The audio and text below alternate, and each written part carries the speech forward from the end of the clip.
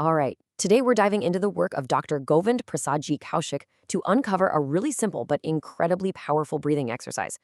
Now, this isn't just about calming down. It's about making a fundamental change to your health just by using the power of your own lungs. So let's get right into it. So let me start by asking you a question, and I want you to be honest with yourself.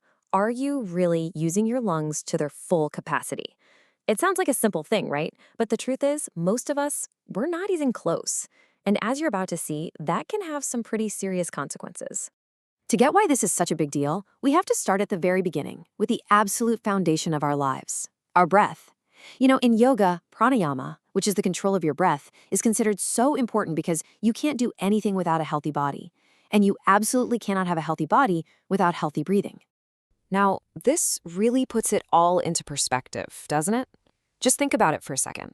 We can go for weeks without food. We can even last for a few days without water. But air? We can't even last a few moments without it.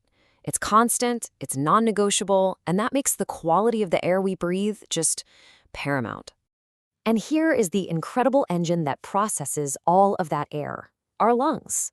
They're structured just like a honeycomb, with all these tiny little chambers. And they work like a bellows, drawing air in and pushing it out. Their main job, to take in that life-giving air and use it to clean our blood. So you can see, any impurity in the lungs, well, it leads directly to impurity in the blood. So the bottom line is, we've got to breathe clean air. The source material is crystal clear on this. Breathing in air that's full of dampness, decay, dust, or smoke, it's basically like sending an open invitation for illness to come right in. And smoke from tobacco, in any form, is described as nothing short of a poison for our lungs. It just weakens them and leaves the door wide open for disease. But here's the thing. It's not just about the quality of the air outside of our bodies. It's also about how we bring that air inside.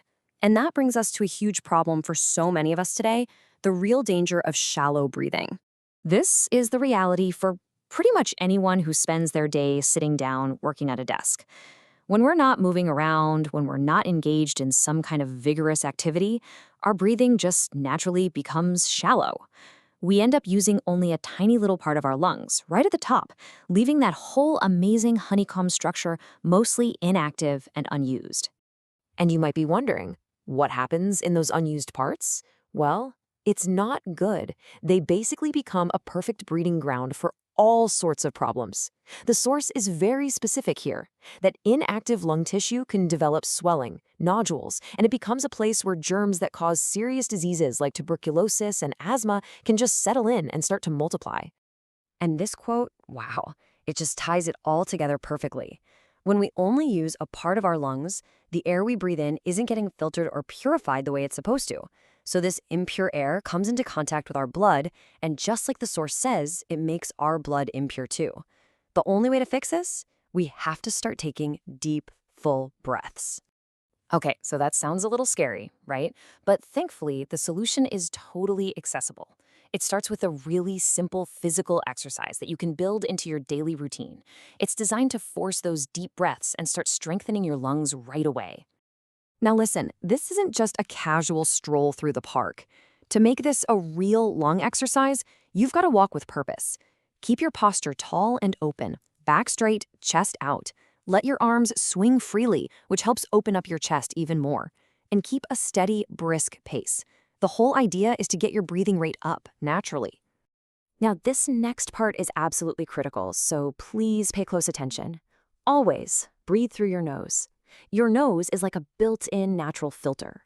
The little hairs trap dust and particles. It also warms the air up to your body temperature before it ever hits your delicate lungs.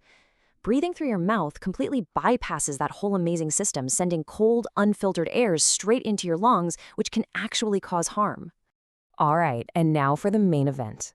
For those times when you can't get out for a long walk, or even as a practice all on its own, here is the simple pranayama technique right from Dr. Kaushik's work.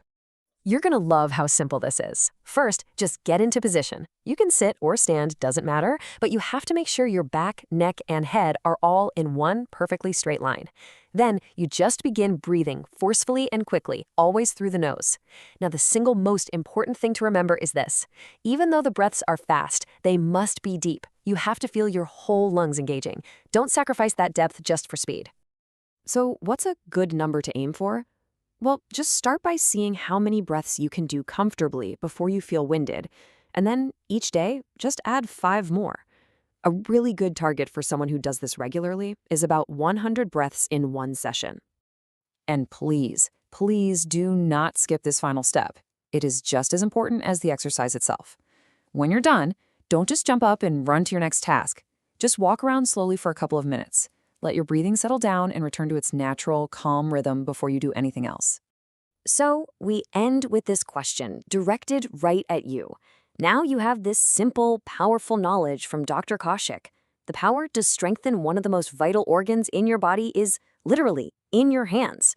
The only question is, how much stronger are you going to make your lungs today?